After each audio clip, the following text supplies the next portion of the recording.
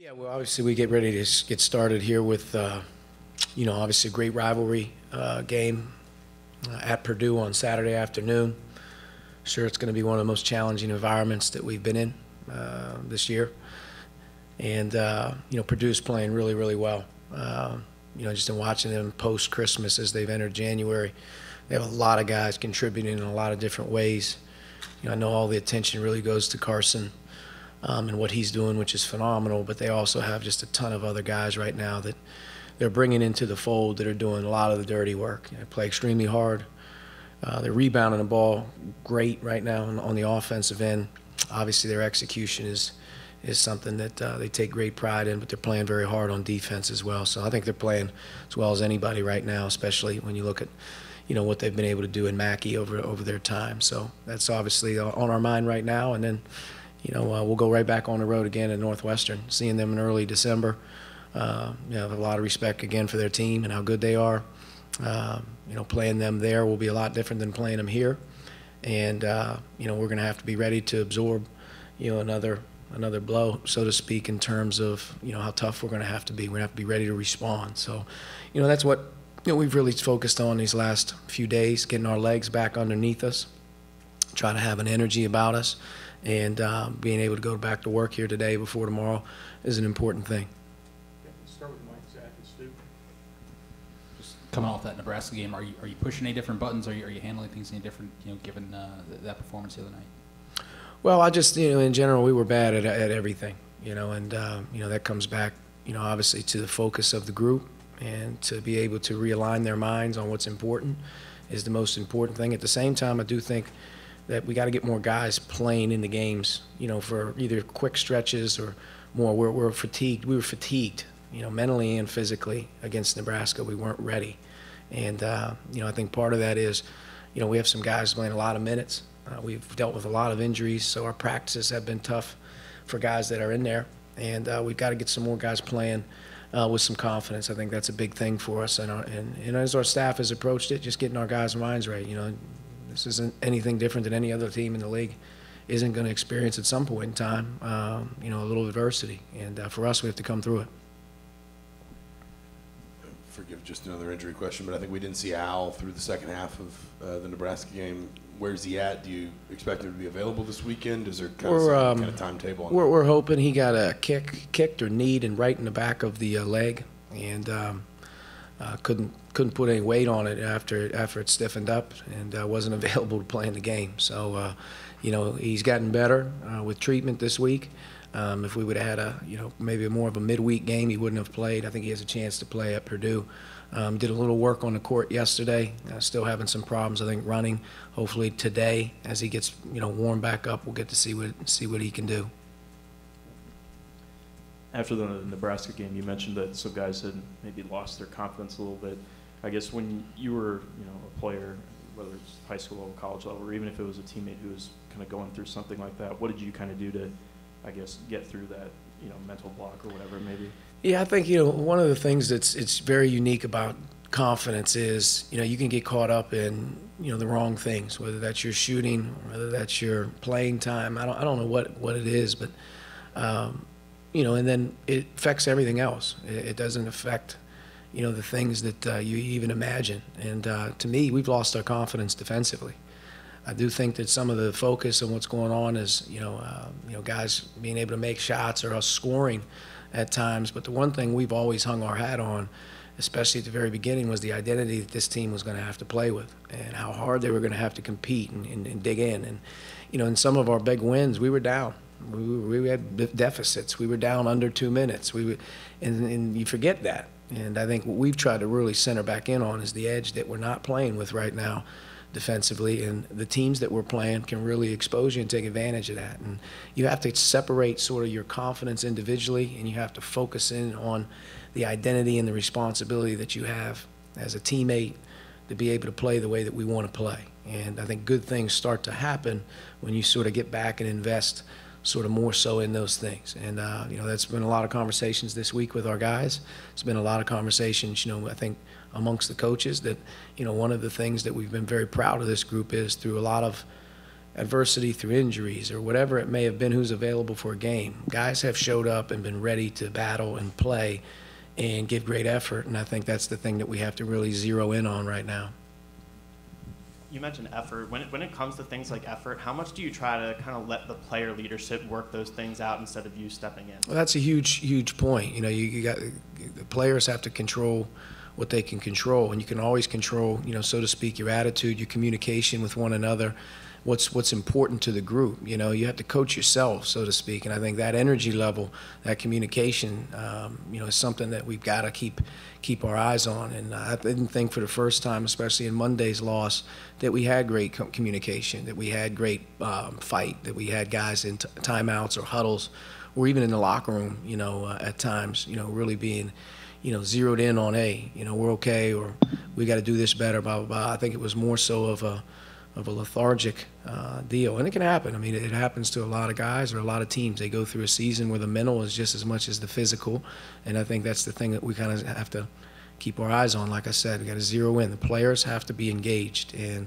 our best players have to be the guys that are engaged. And I think that's something that, you know, the guys with experience, veteran guys in our system for a couple years understand how we have to play, and, you know, those guys got to hold each other accountable to the best of their ability. Arch, you talked about Purdue playing better since Christmas. They had a stretch in there where they had 3 games in 20 days. That gives the coaches, I guess, a little more time to teach and that sort of thing. Have you seen that from them? And by the same token, you had the 12-day break around Christmas. Did that affect your momentum at all? In terms of our break, it didn't affect our momentum at all. I mean, we had good workouts, good practices leading into the beginning of January in Big Ten play. You know, I think one of the things that's unfortunate is, you know, we lost Robert for a good portion of all those practices and weeks, and having that sort of get him back into the flow is good, but he's still not himself in terms of his confidence level and how he was playing before he went out. So that changed us just a little bit, just in terms of having his consistency, especially on the defensive end of the floor.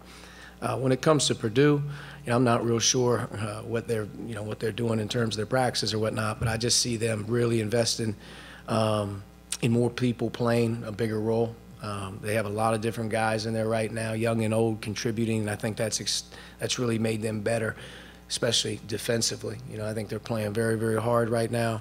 They have at least what I can tell is more of an emphasis right now on offensive rebounding. They have a lot of guys right now contributing on the glass, hustle plays, long rebounds. They're scrapping right there much differently, and I think they have more guys contributing in their own way. It's not just a one-guy show.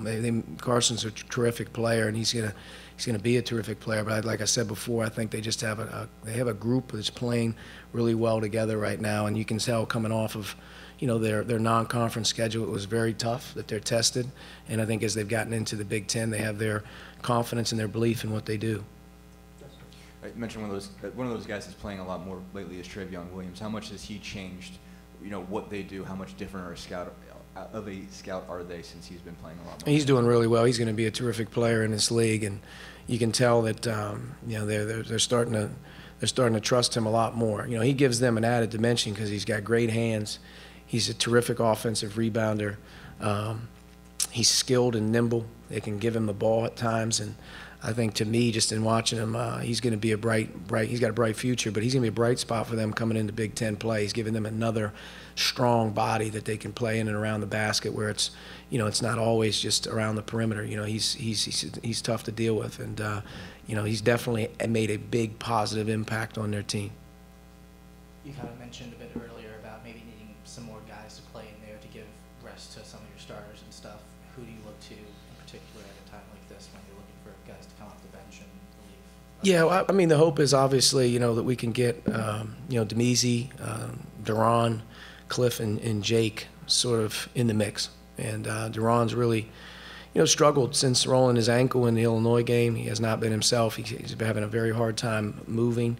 And with that being said, we've had to get Clifton in there a little bit, and just in looking at some other things, just from a rebounding perspective where we're struggling right now, I could see us having to try and play Juwan more with another guy rather than with just Justin all the time.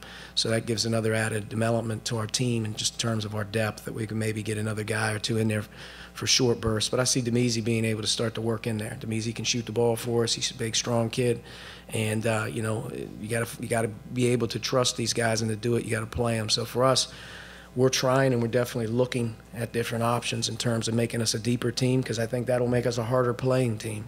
And I think that'll give us more of a camaraderie, more of a chemistry as we get into January, where there's a lot more guys feeling good rather than, as you go through even the winning and the losing. I'm not part of it. It's all part of it. And you got to go through your roles, and the coaches got to make decisions. But we're looking for more help right now. We're looking for answers, and I think that those guys, as long as they stay with it and keep coming to work, firing them in there is going to help us. You talked about Rob kind of getting back to, getting his confidence back, just his rhythm back. How big of a miss was him not being able to work with that long break y'all had around Christmas, just maybe on being able to review what had worked well for him, what he needed to improve on from those first 2 months, and have that kind of intensive time to just kind of go back and work on his own game in that way?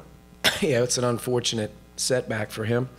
And he wasn't able to do much in and around Christmas break at all.